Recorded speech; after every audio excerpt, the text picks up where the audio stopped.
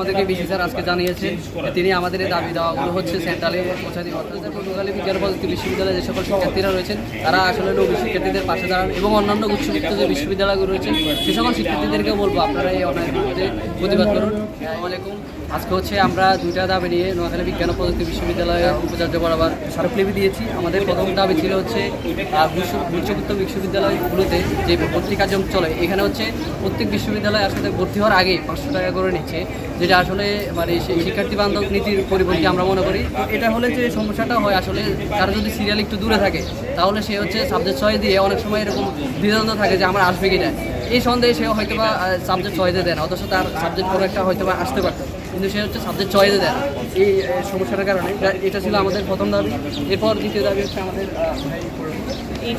মূলত হচ্ছে আমরা যখন একজন বিশ্ববিদ্যালয়ের স্টুডেন্ট হিসেবে আমাদের নৈতিক কিছু দায়িত্ব আছে, সেই জায়গা থেকে আমরা আজকে হচ্ছে দ্বিতীয় দাবি নিয়ে আসছি যে আমাদেরকে অবশ্যই যেন হচ্ছে বিশ্ববিদ্যালয় প্রশাসন থেকে যে মেরিট লিস্টটা হয়, আমাদের প্রথম যারা হচ্ছে আছে এই ধরেন প্রথম কত মেরিটে হচ্ছে ভর্তি হলো এবং কত মেরিট নিয়ে হচ্ছে তাদের লাস্ট পর্যন্ত মেরিটে হচ্ছে সাবজেক্ট পেলো, এই জিনিসটা যেন হচ্ছে বিশ্ববিদ্যালয় প্রশাসন থেকে দেওয়া হয়। কারণ দেখেন আপনারা স্বাভাবিকভাবে যখন হচ্ছে একজন স্টুডেন্ট পরীক্ষা দেওয়ার পরে তার মেরিট আসার পরে সে আসলে বিভিন্নভাবে হচ্ছে সামাজিক যোগাযোগ মাধ্যমে বিভিন্ন জনের কাছে যায় এবং এই তথ্যগুলো জানার চেষ্টা করে। তো ওই সময় বিভিন্ন রকম ভুল বিভ্রান্তিকর তথ্যও ছড়িয়ে যেতে পারে। তো সেই জায়গা থেকে আমরা চাচ্ছি মূলত বিশ্ববিদ্যালয় প্রশাসন যদি এটা উদ্যোগ নেয় যে মেরিট লিস্টের প্রথম এবং শেষ যে মেরিট লিস্ট সেটা যদি প্রকাশ করে তাহলে হচ্ছে শিক্ষার্থীর জন্য সুবিধা হয়। ধন্যবাদ। আচ্ছা, আরেকটা কথা বলতে চাই, সেটা হচ্ছে আমাদেরকে বিসি স্যার আজকে জানিয়েছে তিনি আমাদের এই দাবি দেওয়াগুলো হচ্ছে সেন্ট্রালে পৌঁছে দিবে। অর্থাৎ পটুয়াখালী বিজ্ঞান ও প্রযুক্তি বিশ্ববিদ্যালয়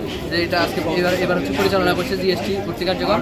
তো আমরা আসলে বলতে চাই পটুয়াখালী বিজ্ঞান ও প্রযুক্তি বিশ্ববিদ্যালয়ে যে সকল শিক্ষার্থীরা রয়েছেন তারা আসলে নবী শিক্ষার্থীদের পাশে দাঁড়ান এবং অন্যান্য উচ্চবিত্ত যে বিশ্ববিদ্যালয়গুলো রয়েছে সে সকল শিক্ষার্থীদেরকেও বলবো আপনারা এই অন্যায়ের বিরুদ্ধে প্রতিবাদ করুন।